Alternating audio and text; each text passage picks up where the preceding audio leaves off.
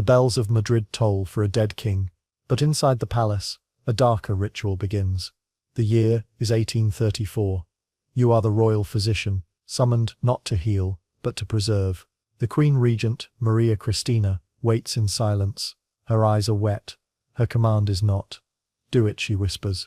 You step into the chamber, curtains drawn, incense thick. On the bed, Ferdinand VII, the man who terrorized Spain for 2 decades. Even in death, his face sneers. But it isn't his face that matters. It's the rise beneath the silk. The shape whispered about in corridors. Mocked, feared, hidden. You peel back the sheets. Your hands tremble. The rumor is true. The deformity that ruled his life glares back from death. If you enjoy dark stories from history, consider subscribing to Shrouded History. Preserve it, the Queen says. Her voice does not waver now. You lower the relic into glass. Seal it with wax. It floats, pale, grotesque, eternal. This is no mere specimen. It is the symbol of a reign, a curse bottled for history. And to understand this horror, we must go back to the beginning, to the bloodline that created him, to a birth already cursed. Ferdinand VII was doomed before he even drew breath.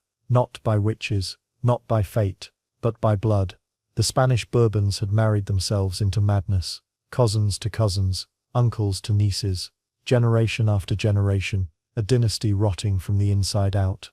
On October 14, 1784, at El Escorial Palace, the curse took shape. A child born from Charles IV and Maria Louisa of Parma, first cousins, bound by tradition, bound by poison. Ferdinand's birth was no miracle. It was the final payment of centuries of inbreeding, a body twisted, a mind already unstable. At first it seemed harmless, a nervous boy, a prince with downcast eyes.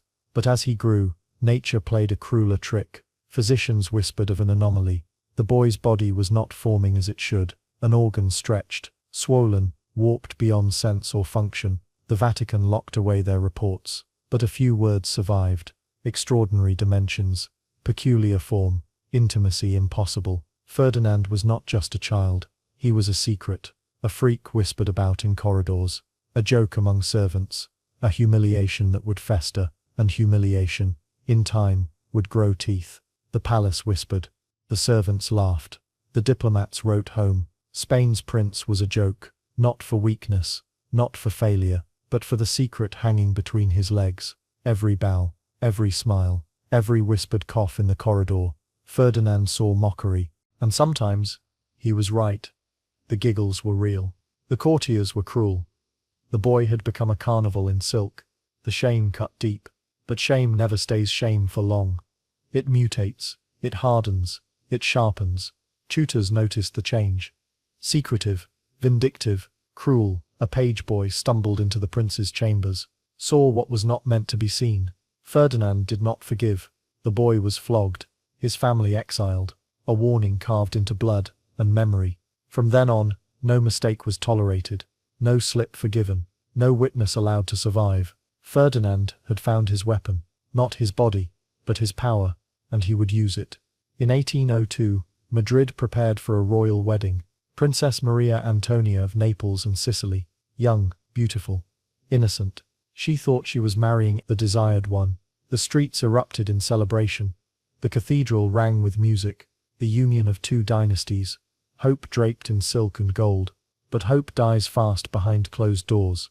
That night, the bridal chamber filled with strange objects. Cushions, oils, implements that looked more surgical than romantic. Maria Antonia's ladies whispered. This was not a wedding night. This was preparation for an experiment. The prince entered, nervous, sweating, and when the sheets fell, the princess screamed. "Monster! Monster!" she cried. Her terror echoed through the palace walls. Witnesses later wrote it was less a husband, more a nightmare made flesh. Long, curved, misshapen, a grotesque mockery of manhood. Physicians were called in, the cushions arranged, laudanum poured down the bride's throat. What followed was no act of love. It was a procedure, cold, mechanical, a horror hidden beneath the silks of Spain.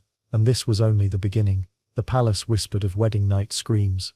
But the truth was darker than rumor. For Maria Antonia, marriage became a ritual, not of love, of pain. Each attempt at intimacy was planned like surgery, cushions positioned, oils prepared. Physicians waiting in the next room. The queen was dosed with laudanum, just enough to quiet her terror, not enough to make her forget. And still, the process tore her. Body, mind, spirit. Pregnancy came, then vanished, twice.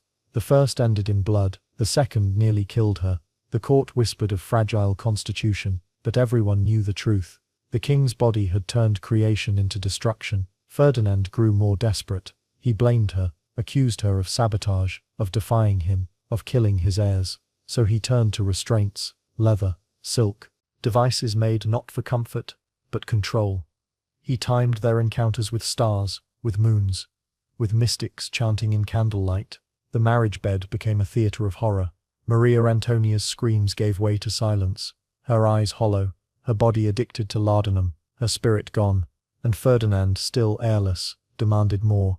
May 1807, Maria Antonia was only 21, and already a ghost, her body ravaged by miscarriages, her veins poisoned by laudanum, her spirit crushed beneath a grotesque marriage. The court announced fever, complications of her delicate constitution, but whispers told another story. Some said despair killed her, others, poison, perhaps from her husband's own hand. A palace apothecary died days later, a cryptic letter seized and hidden. Evidence, some whispered, of murder.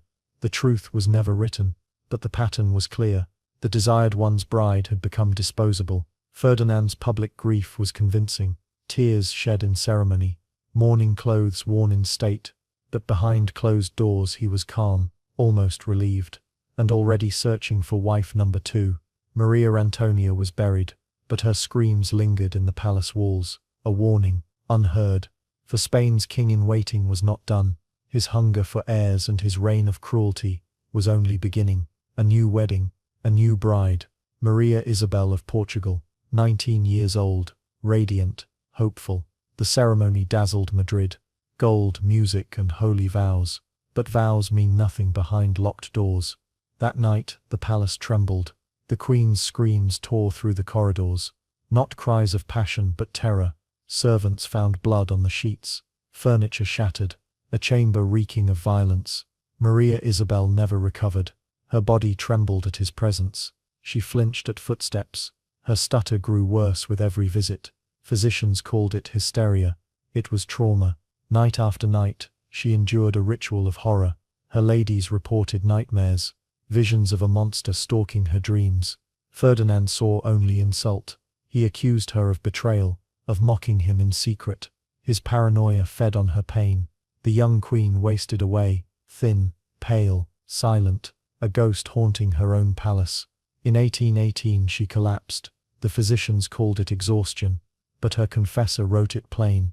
She had prayed for release, and death answered. Another bride buried, another queen destroyed. In the year 1819, Ferdinand took a third bride, Maria Josepha of Saxony. She was older, more cautious than the others.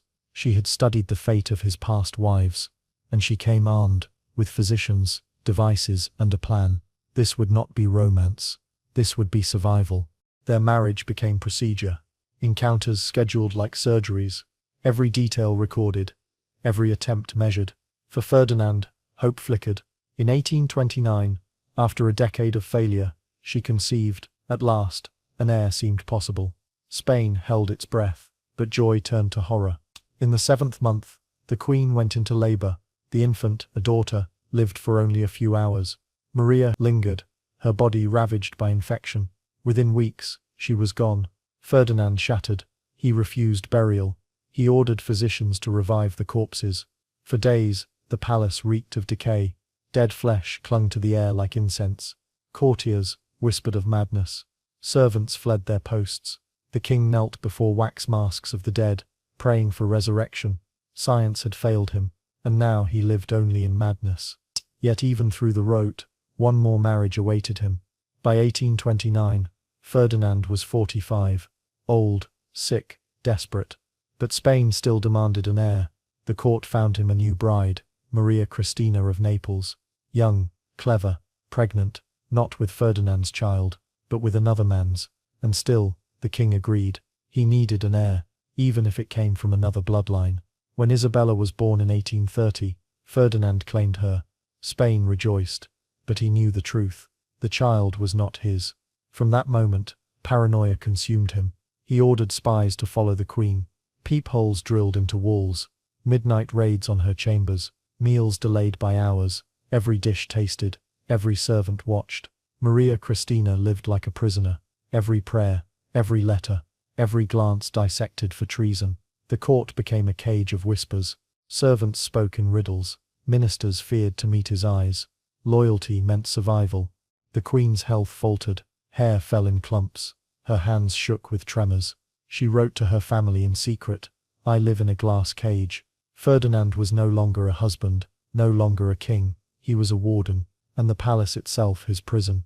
By 1833, the king was crumbling. His hands shook. His mind wandered. His speeches turned to rants, naming enemies who didn't exist. He accused his wife of poisoning him, demanded physicians examine her before she touched him. Every kiss, every embrace, a test for treason. At last, his body gave out. The court announced gout, but his doctors knew the truth. He had died of exhaustion, physical, mental, and spiritual. When the autopsy began, the secret was confirmed. The deformity preserved in rumor was real. 14 inches of warped flesh, scarred from decades of self-surgery, failed attempts to carve himself into something normal. Instead, he had only deepened the damage. The organ was sealed in glass. Drawings locked away in the Vatican. Too disturbing, too dangerous, too shameful for history, but his reign needed no archives to prove its legacy. 3 wives destroyed, a daughter born of another man, a kingdom left in ruin. Ferdinand VII's body was grotesque, but it was his mind that truly deformed Spain. His paranoia, his cruelty, his obsession. He was both victim and tyrant, a king whose private curse became his people's, a monster shaped not by fate, but by blood. And in the end, the relic he left behind wasn't just flesh in a jar. It was a symbol of power twisted, and a nation broken. The king was gone, but the horror he embodied would haunt Spain for generations. If you followed Ferdinand's cursed story to the end, you know this is just one shadow among many in royal history. Spain's monster king was not alone. There are darker tales, forgotten horrors, and secrets still buried. Like this video, if you want more stories pulled from the dark. Subscribe to Shrouded History, and step with us into the vault. More kings, more queens, more stories they never wanted you to hear.